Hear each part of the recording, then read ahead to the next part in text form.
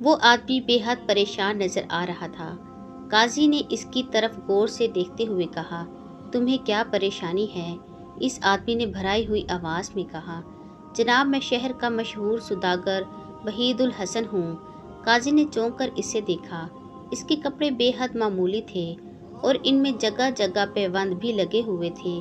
काजी के होंठों पर मुस्कुराहट फैल गई। वो अपने तख्त पर संभल कर बैठते हुए बोले, अब मैं तुम्हें पागल कहूँ या दीवाना? हालांकि मैंने इस रईस सौदागर वहीदुल हसन को आज तक नहीं देखा, मगर इसकी अमारत के किस्से ज़रूर सुन रखे हैं। ऐसे कपड़े तो इसके गुलाम तक भी हाथ लगाना पसंद नहीं करते जो तुमने पहने हुए हैं। फिर काजी ने वहाँ पर मौजूद लोगों से सवाल किया, क्यों भाई, क्या तुम में से कोई शख्स इस बात की गवाही दे सकता है कि ये शख्स वहीदुल हसन है? एक आदमी उठकर बोला, काजी साहब, इसकी शक्ल तो वहीदुल हसन से बेहद मिलती जुलती है, मगर हुलिया इस जैसा नहीं है। मैं वहीदुल हसन को बहुत करीब से जानता हूँ। इस खस्ता हाल शख्स ने एक ठंडी आह भरकर कहा, काजी साहब, मेरे साथ बहुत बड़ा धोखा हुआ है। मैं आपके पास इंसाफ मांगने के लिए हाजिर हुआ हूँ, मगर यूँ मालूम होता है कि जैसे आपको मेरी बातों पर यकीन नहीं आ रहा। अगर आप ही मेरी बात ना सुनेंगे, फिर मैं अपनी दाद फरियाद लेकर किसके पास जाऊं? काजी संजीदा होकर बोला, अच्छा, तुम अपनी कहानी सुनाओ, तुम्हारे साथ इंसाफ किया जाएगा। इस आदमी ने कहा, जैसा कि सब जानते हैं कि मैं एक सौदागर हूँ और मुझे शिकार का बेहद शौक है। ये कल की बात है, मैं अपने घोड़े पर सवार होकर जंगल शिकार की गर्ज से गया। मेरी बदकिस्मती यहीं से शुरू होती है। एक हिरन के पीछे मैं जंगल में दूर तक निकल गया। इस हिरन को तो खैर मैंने शिकार कर लिया, मगर अपना रास्ता भूल गया। भटकता भटकता मैं एक झोंपड़ी तक पहुंच गया जो जंगल ही में बनी हुई थी। वहां मैंने एक ऐसे शख्स को देखा जो शक्लो सूरत और कदो कामत में हूबहू मुझ जैसा था।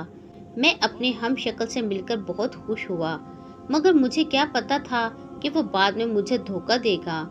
इस शख्स ने मेरे लिए खाने पीने का बंदोबस्त किया और फिर मुझसे मेरे बारे में बातें पूछने लगा, जो कि मैंने सच सच बता दी।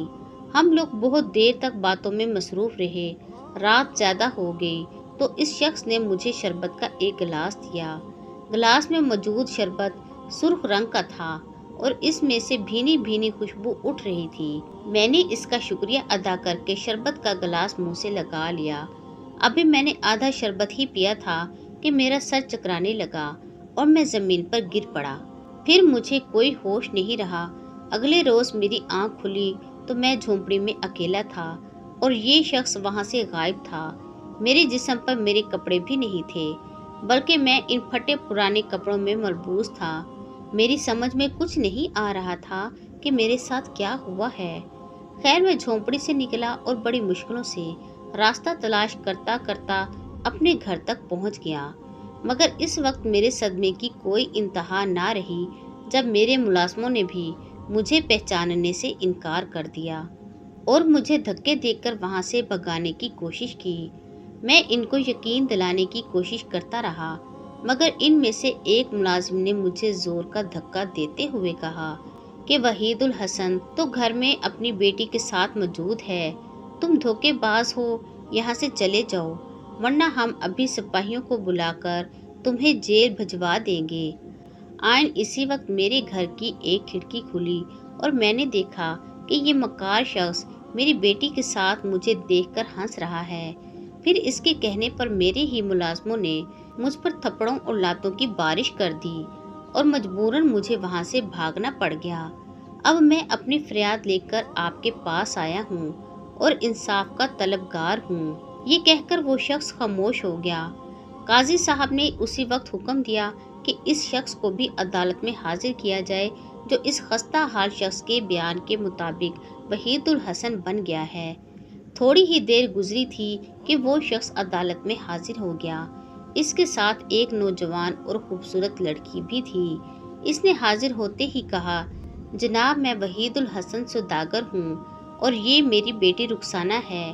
काजी ने इस खस्ता हाल शख्स की, जो खुद को वहीदुल हसन कहता था, पूरी दास्तान दोहरा दी जिसे सुनकर वहीद उल हसन बोला, हजूर मैंने तो इस शख्स को जिंदगी में पहली मर्तबा देखा है। इसकी शक्ल हैरत अंगेज तौर पर मुझसे मुशाबहत रखती है, मगर ये शख्स इंतहाई चालाक लगता है और झूठ बोलता है। इन दोनों की बातें सुनकर काजी सख्त उलझन में मुब्तला हो गया था। इसकी समझ में नहीं आ रहा था कि इनमें सच्चा कौन है और झूठा कौन। इसने रुखसाना की तरफ देखा तो इसे महसूस हुआ कि वो एक ज़हीन लड़की है। इसने रुखसाना को मुखातिब करके कहा, बेटी तुमने पूरी दास्तान सुन ली है, तुम क्या कहती हो? इन दोनों में से तुम्हारा बाप कौन है? खस्ता हाल शख्स की आंखों में एक चमक सी उभरी। वो पुरउम्मीद नज़रों से रुखसाना का चेहरा देखने लगा। अदालत में तमाम मौजूद लोगों की नज़रें सौदागर वहीद उल हसन की बेटी रुखसाना पर लगी हुई थीं। काजी का सवाल सुनकर रुखसाना कुछ देर तो चुप रही। फिर इसने काजी से कहा, जनाब काजी साहब, ये फटे पुराने कपड़ों में मलबूस शख्स मेरा बाप नहीं है, मेरे अब्बा जान तो ये हैं। ये कहकर रुखसाना ने बेश कीमत कपड़े पहने हुए शख्स की गर्दन में बाहें डाल दी, जो रुखसाना की बात सुनकर मुस्कुराने लगा था। रुखसाना के फैसले को सुनकर खस्ता हाल शख्स की आंखों में आंसू भर गए। काजी ने कहा, लड़की, क्या तुम इस सिलसिले में कोई सबूत मुहैया कर सकती हो कि यही तुम्हारे अब्बा जान हैं? जी हाँ, मेरा सबूत ऐसा होगा कि इससे दूध का दूध और पानी का पानी अलग हो जाएगा।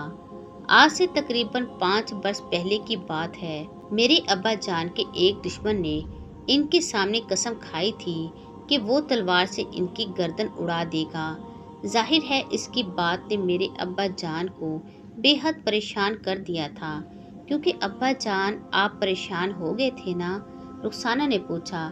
इसके बाप ने बड़े जोर से इस बात में गर्दन हिला दी। रुखसाना ने फिर अपनी बात शुरू की। अपने दुश्मन की बात से अब्बा जान बहुत परेशान रहने लगे। इनका खाना पीना भी छूट गया और कारोबार भी बुरी तरह मुतासिर होने लगा। इन्हीं दिनों मेरी एक परी से दोस्ती हो गई थी। जब मैंने इसको अपनी कहानी सुनाई तो इसने वादा किया कि वो मेरे अब्बा जान की परेशानी दूर कर देगी।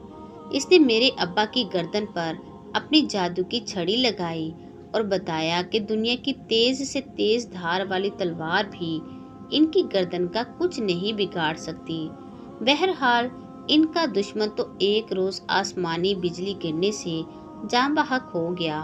मगर अब मैं सबूत के लिए यही बात आपके सामने पेश कर रही हूँ। आप जल्लाद को बुलवाइए और मेरे अब्बा की गर्दन पर तलवार चलवाइए। इनकी गर्दन नहीं कटेगी। बेश कीमत कपड़ों में मलबूस शख्स का चेहरा स्याह पड़ गया था।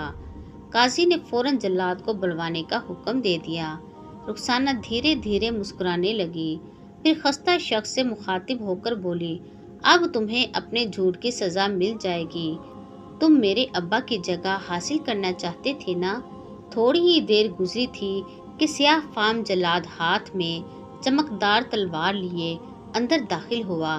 काजी ने इसे हुक्म दिया कि वहीद उल हसन की गर्दन पर पूरी कुव्वत से वार करे। मगर अभी जल्लाद ने तलवार फिजा में बुलंद ही की थी कि वहीद उल हसन काजी के कदमों पर गिर पड़ा और रोते हुए बोला, जल्लाद को रोकिए वरना मेरी गर्दन कट जाएगी।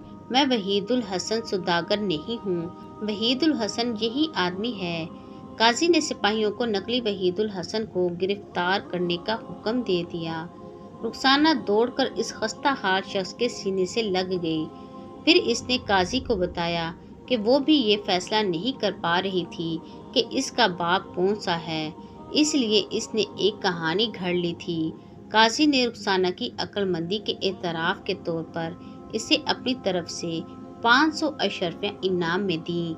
इसकी जहानत की वजह से एक उलझा हुआ मुकदमा मिनटों में हल हो गया था। इसी रोज पूरे शहर में इस अजीबो गरीब मुकदमे की तफसील फैल गई। वहीद उल हसन सौदागर वापस अपने घर पहुंच चुका था और इस बात पर फूला नहीं समा रहा था कि खुदा ने इसे रुखसाना जैसी ज़हीन बेटी अता फरमाई है। मेरे अजीज दोस्तों, कहानी यहाँ ख़त्म हुई, लेकिन कहानियाँ कभी ख़त्म नहीं होती। अगर आपको कहानियाँ सुनना पसंद है तो मेरे चैनल को सब्सक्राइब करें تاکہ آپ کو مختلف کہانیاں ملتی رہیں۔